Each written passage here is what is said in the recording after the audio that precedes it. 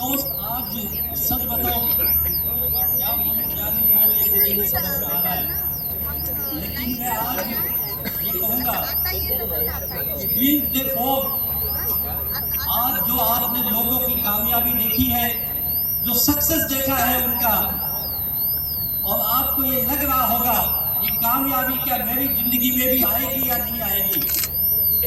कई लोग बड़े आश्चर्य से देख रहे थे कि यार ये लोग इतनी बड़ी बड़ी गाड़ियां लेके आ रहे हैं और ये इतना बड़ा जश्न मना रहे हैं, ये सच में क्या काम कर रहे हैं माई लाइफ टाइम के लोग।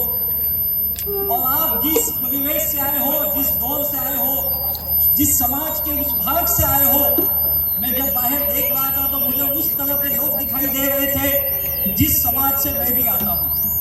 मैं भी छोटे से मध्यम परिवार से, निम्न मध्यम वर्गीय परिवार से, जो मुंबई के चौल में रहने वाला व्यक्ति, और इस बिजनेस से मेरी पूरी दुनिया बदल के गई। मैं आपको बताना चाहूंगा उस व्यक्ति के बारे में जो आज से करीब करीब 1965 के समय में, 1965 में अपने गांव से व्यक्ति चला, बिना किसी जान पहचान के, अपने कुछ गांव के लोगों के कांटेक्ट के बदौलत ट्रेन में बैठ के उत्तर प्रदेश के जौनपुर जिले से निकल करके मुंबई के शहर में ठाणे सिटी में आया और एक भैंस के तबेले में काम करने लगा। वहां पे मजदूर था और अपनी जिंदगी चला रहे थे, और किसी दिन उस तबेले में उनका झगड़ा हुआ, उनको निकाल दिया गया और वो उस ठाणे के फुटपाथ पे कई दिन तक अपनी जिंदगी को गुजारे। और धीरे धीरे कुछ साथियों ने उनकी मदद की और फिर उन्होंने अपना एक नया काम शुरू किया, दूध का बिजनेस शुरू किया, और फिर उस बिजनेस से आगे बढ़ने लगे। फिर किसी पॉलिटिकल पार्टी से जुड़े जिन्हें ठाणे में धर्मवीर के नाम से जाना जाता था। उनकी सहयोग से, उनके आशीर्वाद से उनके जिंदगी में काफी बदलाव आने लगे। बहुत कामयाबी धीरे धीरे हासिल की, परिवार को भी लाए, कामयाब भी बनने लगे और बहुत अच्छी जिंदगी उनके लाइफ में आने लगी। लेकिन मैंने उनके पूरे जीवन में उनको मैंने केवल साइकिल पे देखा। जब मैं कॉलेज जाने लगा तो उनको मैंने टू व्हीलर पे देखा था, और फिर जिंदगी में 1990 के बाद वो दौर आया जब फिर गाड़ी समय की सुई उल्टी घूमी और फिर वो बुरे दौर की तरफ गए।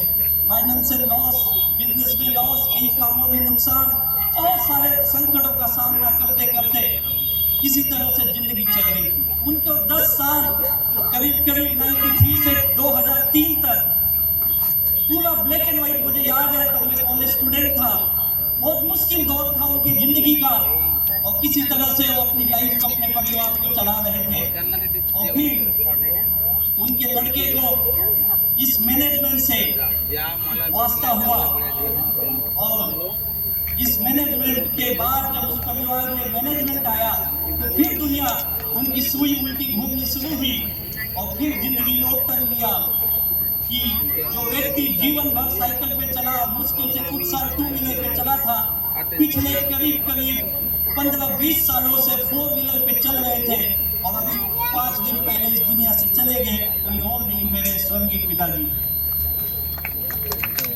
और पूरी जिंदगी स्ट्रगल की मैंने देखी थी उनकी। जब मैं इस बिजनेस को शुरू किया था तो मेरे सबसे पहले विरोधी भी वही थे। उन्होंने कहा, बेटा मैंने बहुत मेहनत की है जिंदगी में, तू जो काम कर रहा है ना, इस काम से तेरी दुनिया नहीं बनने वाली है। मैंने कहा कुछ दिन करके देखने में हर्ज क्या है। बोले ठीक है, तेरी मर्जी है तो करके देख ले। मैंने तुझे पढ़ाया लिखाया, उन्होंने मुझे पोस्ट ग्रेजुएट किया, मैंने एमकॉम किया, और मेरे पिताजी अंगूठा छाप थे, पढ़ाई नहीं की थी उन्होंने। और फिर मैं जब एक नेटवर्क इंडस्ट्री से जुड़ा, पहली बार मैं बुरी तरह से मार खाया, मुंह के बल गिरा और मैं फेल रहा।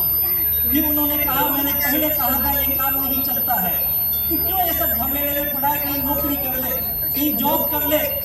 और मुझे भी लगा यार बात तो सही है, ये काम नहीं होगा। उन्होंने छोटे छोटे और कुछ बिजनेस किए, लेकिन मैं कभी कामयाब नहीं बना। उनका मेरा काफी विवाद होता था, और मुझे बोलते थे तू पढ़ा लिखा है, क्या काम कर रहा है तुझे समझ में नहीं आ रहा है, तेरे साथ के लड़के कामयाब बन गए, तू क्या कर रहा है। मेरा उनका विवाद होता था और फिर न चाहते हुए मैंने उनकी बात मानी, मैं नौकरी करने लगा और जॉब करते रहा। लाइफ बड़ी मुश्किल थी और उसी जॉब के वक्त मुझे मेरे ग्रेट गुरु हमारे फाउंडर दयानंद सर से मुलाकात हुई, जो मैंने मुझे ये माई लाइफस्टाइल बिजनेस दिया। Thank you very much Dayanand sir ji. और इस ग्रेट मैनेजमेंट के सानिध्य में जब मैं आया तो मैंने पार्ट टाइम अपनी नौकरी के साथ ये बिजनेस किया और ऐसी ग्रेट मैनेजमेंट यहाँ उपस्थित है। आप सब लोग एक नाम कब से सुन रहे हो, हमारे ग्रेट मेंटर सच में वो महान व्यक्ति है। ऐसे हमारे मेंटर श्री प्रवीण चंद्रन सर को तहे दिल से वंदन करता हूँ। उनके आशीर्वाद से मैं धीरे धीरे आगे बढ़ने लगा।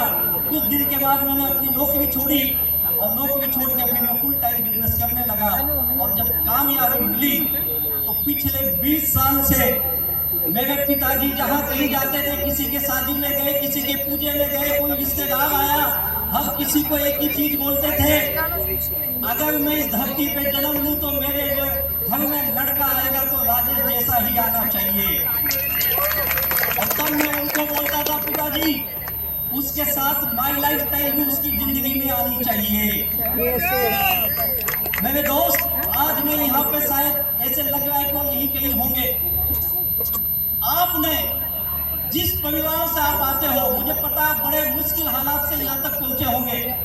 कई लोग तो शायद आज दिन में शायद पानी भी नसीब हुआ या नहीं, पता नहीं। दूर दूर से आप आए हो, जिस हालात